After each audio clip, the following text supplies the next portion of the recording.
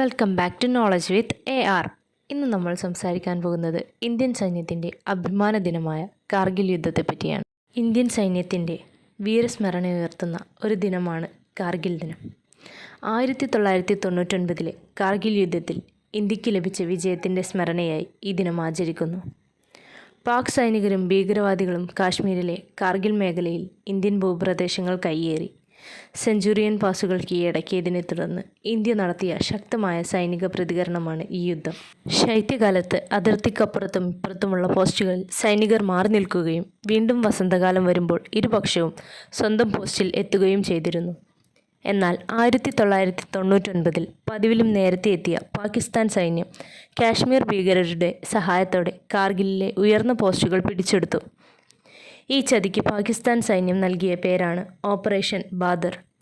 1999 May 3 പ്രദേശവാസികളായ ആട്ടിടയന്മാർ ഈ കാര്യം സൈന്യത്തെ അറിയിച്ചത്.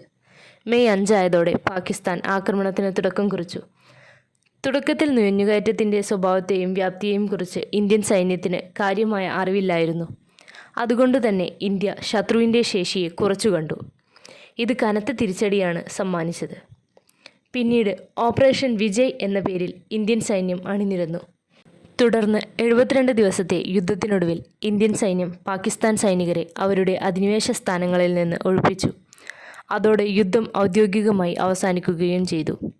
ഈ യുദ്ധത്തിൽ ഇന്ത്യക്ക് നഷ്ടമായത് 527 ധീരജവാന്മാരുടെ ജീവനാണ്. ലോകത്തെ ഏറ്റവും കൂടുതൽ ഉയരം കൂടിയ യുദ്ധമുഖത്ത് പ്രകൃതിയോടും ശത്രുവിനോടും ഒരുപോലെ മല്ലടിച്ചാണ് ഇന്ത്യൻ സൈന്യം പാകിസ്ഥാൻ കയ്യേറിയ അതിർത്തി പോസ്റ്റുകൾ തിരികെ പിടിച്ചത്. അങ്ങനെ മഞ്ഞുമലകൾക്കിടയിൽ ചോര മരവിപ്പിക്കുന്ന തണുപ്പിൽ പോരാട്ട വീര്യങ്ങൾക്കൊടുവിൽ കാർഗിലിൽ ഇന്ത്യയുടെ ത്രിവർണ്ണ പതാക പാറിപ്പറന്നു.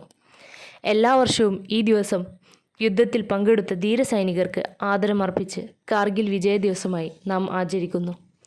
ഈ ദിനം നമ്മുടെ സൈനികരുടെ ധൈര്യത്തെയും ത്യാഗത്തെയും രാഷ്ട്രപ്രീതിയെയും ഓർമ്മിക്കുന്നു. പോരാട്ടവീര്യം കൈമുതലാക്കി ധൈര്യം കവചമാക്കി ഇന്ത്യൻ സൈനികർ പോരാടി നേടിയത് സമാനതകളില്ലാത്ത വിജയമാണ്. പിറന്ന നാടിനു വേണ്ടി ജീവത്യാഗം ചെയ്ത 527 ധീരജവാന്മാർക്ക് മുൻപിൽ ശിരസ് നമിച്ചുകൊണ്ട് വാക്കുകൾ ഉപസംഹരിക്കുന്നു.